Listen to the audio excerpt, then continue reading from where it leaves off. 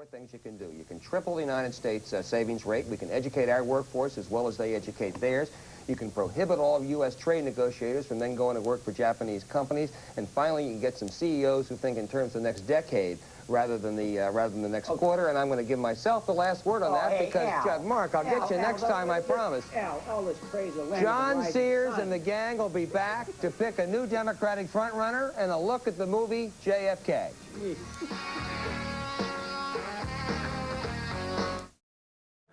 Oliver Stone's new movie has triggered a national debate.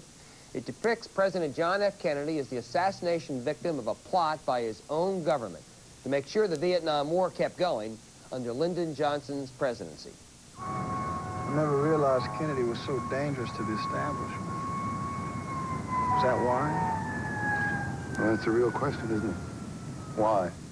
The how and the who is just scenery for the public.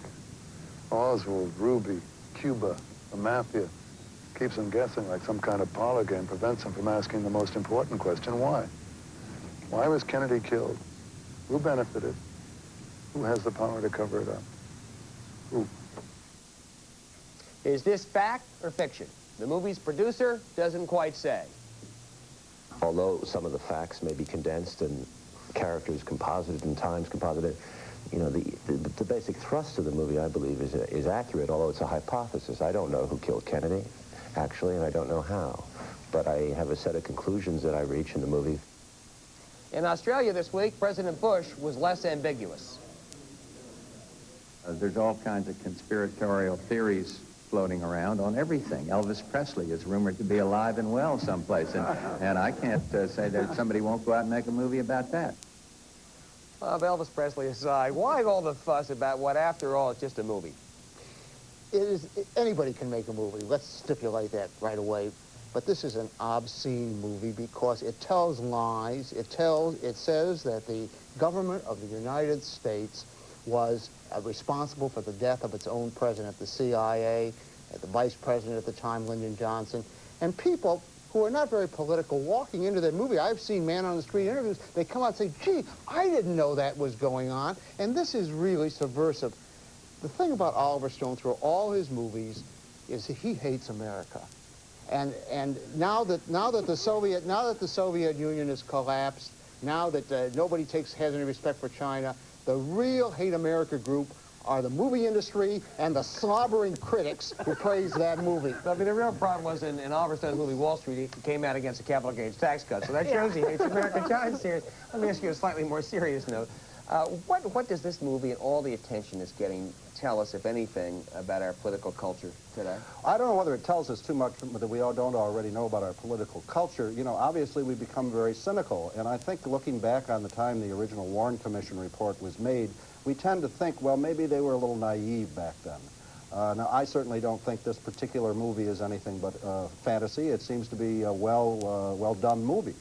But, you know, the reason people are so concerned about whether people believe what's in it and what isn't is that a lot of us still do have doubts as to whether Kennedy's assassination was by one person. Sure we do, because the crux of the Warren Commission report that Lee Harvey Oswald acted alone was the so-called single bullet theory. Right. Single bullet hit both President Kennedy and Governor John Connally. That's been widely discredited. Almost untouched. Isn't there a middle ground, Margaret, between Oliver Stone's grand conspiracy and maybe that the Warren Commission didn't discover the true facts? Well, see, I think that's exactly the point. I mean, Stone tries to have it all ways when he's challenged on this movie. He says, well, I'm not saying it's true, but I think it's true, or I just want to raise questions. Well, he isn't just raising questions. That's valid, I think, to raise questions about the Warren Commission report, and I think the archive should be opened up. There's no reason to wait to the year 2029 or whatever it is.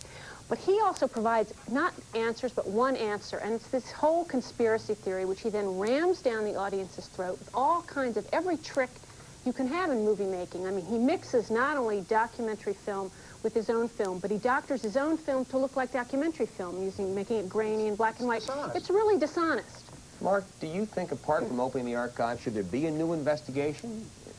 I don't know if there should be a new investigation. I think there ought to be an investigation of Novak. I mean, first of all, because I mean, Novak has attacked Oliver Stone for going after his pinup boys, Ivan Boesky and Michael Milken, which he did in his movie Wall Street, which was a wonderful movie. This is a terrible movie. This is a terrible movie. In the movie, for example, Al, he's got Jim Garrison, who's a thoroughly discredited public figure, played by Kevin Costner, interviewing former airline pilot David Ferry, a New Orleans figure, shadowy figure, who confesses under pressure that he knew Lee Harvey Oswald, Clay Shaw, who was charged, indicted, and acquitted in 1 hour, that they all worked for the CIA with a bunch of Cubans. Never happened. Total fabrication. I mean, and absolutely, it is dangerous. It is playing with docudrama and in between. And I think there's a sense, and it's understandable, that an event of such enormous magnitude to this country, I mean, the killing of a young president at the height of his powers and his popularity